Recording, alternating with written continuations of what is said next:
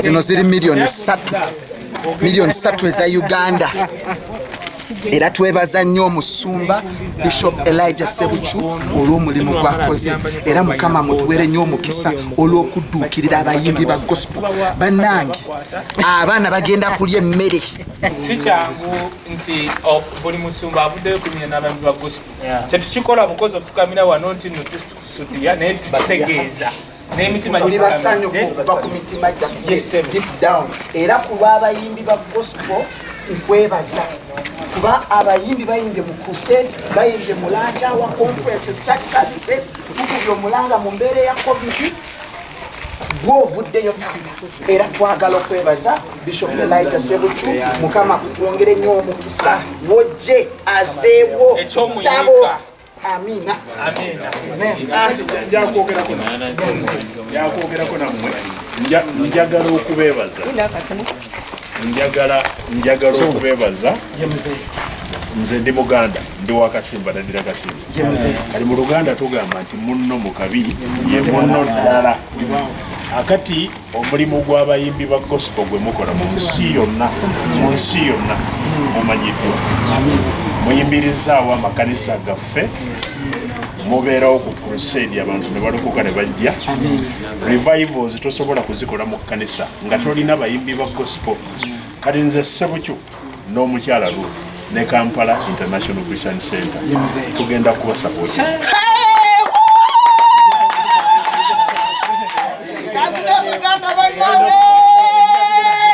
Tetugenda kubayamba leero lwokka. Tetugenda bayamba leero lwokka. Tugenda kubayamba emyaka. Amina. Tugenda kubayambako muyite mu COVID-19. Tugenda kubawa ssente. Mmere. Ne COVID ne bw'anaaba aweddewo. Abeetaaga okulikodinga. Tujja kubayambako mu likodinga. Abeetaaga embaga. Jabba yambako mukole embaga. Nina condition. Bw'oba ogenda kuwasa ng'oli vagin, ogenda kukolera embaga 100%. Hallelujah!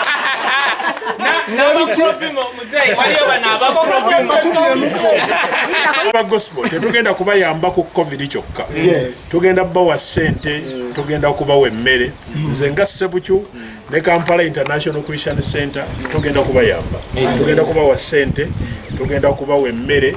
Ne covid bw'anaaba aweddewo tugenda kweyongera okuyimirira nammwe. Tugenda kubayamba mugende mu studios mu recording. Mwami ono mulaba? Mwami ono mulaba? Kubayamba kajjaba coordinating na recording. Hallelujah. Abaagala okukola embaga n'abayimbi ba gospel abaagala okukola embaga. Naye ng'oli virgin. Oba oli virgin ngenda kuyamba 100%. Naye bw'oba toli virgin nja kukuyamba ekitondotondo.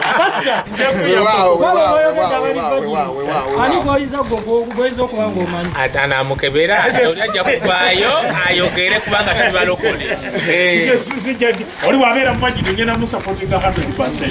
Naye bw'atabeera virgin nja muyambako. Mwe muyimbirizaawo amakanisa, mwe muyimbirizaawo crusade, mwe mutupromotinze n'ebirala n'ebirala. Akati Kampala International Christian Center makanga mwe. Amina. Success tugende muliyeko.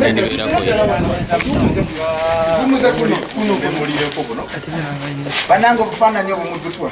Bannange kama weyajjukira obusibe bwa Sayuni twalinga abaloota. Ne muzeeyi ky'otukoze. Na buli muyimbi wa gospel yenna ali ewaka muzeeyi tomanyi ky'okoze. Kubanga teri yakyetegekera kino twali tutegese show zaffe mu Easter n'ezo nanga zifudde muzeeyi tweyanziza.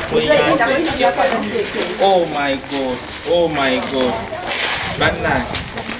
Bannange muzeeyi tweyanziza.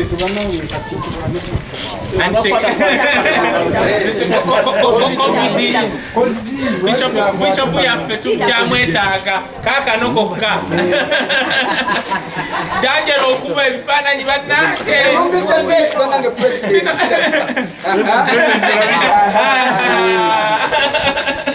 Annange kale bane mugende muyiye ennyimba, mugende muyiye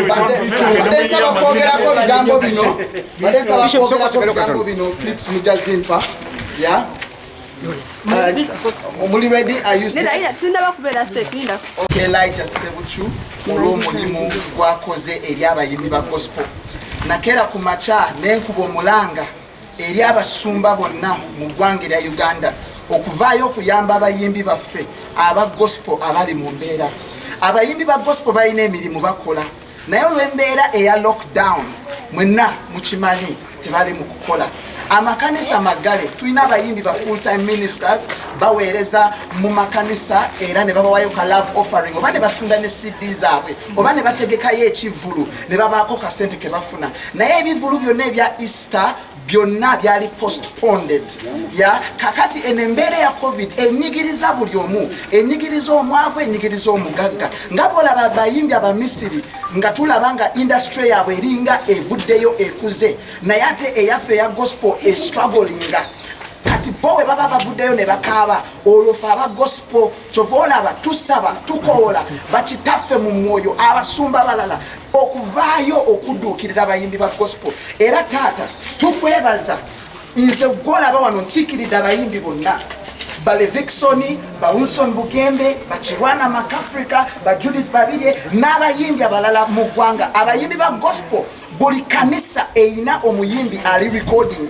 so abayimbi ba gospel bayitirivu bangi nnyo naye taata mu listi yaffe tulina abayimbi 205 mu bana then tulina ba media personnels kati namba yonna eri kumpi mu abantu 320 so enemmere gy'otuwadde taata katugende tulye era embeera ya covid-19 omukulembeze ne batuwongerayo kati lockdown endala tuli bulungi taata amina just kyenjagala okwebazaako muzeeyi nga wenagambye nti nze ndi mu ministry ya gender ntula akakiiko ka creative ne culture nze kayo wisdom njagala okwebaza ku gavumenti muzeeyi kino kyokoze otudduukiridde tomanyi nakyokoze bali bagambyeko ebisatu bebawandiika nga bali very vulnerable nga bali bubi naye bagenza otwongerayo lockdown endala ng'ennamba yeeyongeddewo no president abadde tannakifuna tugenda mu 7 abantu abali obubi era zino sente muzeeyi zijja twongerayo naye taata n'ekyessomero tukiwulidde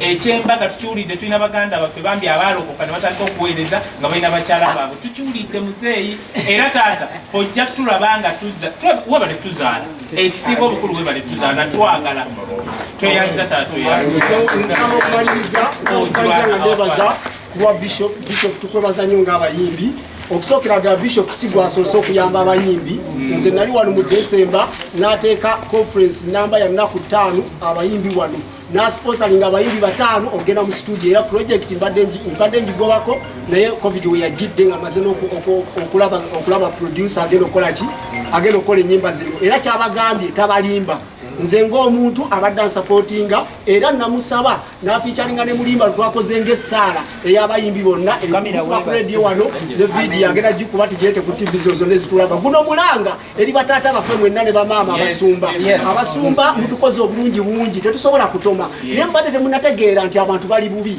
mbengayirira abasumba bannange bakwano bange yonna gye tuyise nga tuweereza nga tukola conferences z'abayimbi mbasaba nammwe muyambe abayimbi bano balina obukulembeze ndi mukadde ku bukulembeze w'abayimbi sikyali active naye bano omuvubuka ono oba omwami ono kuba yawasa akoze kinene nnyo abayimbi mbasaba temutukola ntalo naye muyimirire musobole okuba nga muwangula kuba omusajja abasakidde nze bishop yampise ndi kiwala jangu obeerewo nga mnyamba abayimbi kati n'olwekyo abayimbi mubenga mubeera bumu ekirala abasumba muyamba abayimbi mubayambe nga muyita president waabwe n'obukulembeze bwabwe butuuse ku bayimbi akatono ke munaba mulina kubanga katonda kwagala tokwagala kuba mu bikolwa tubeebaza nnyo bali bishop tukubira bishop mu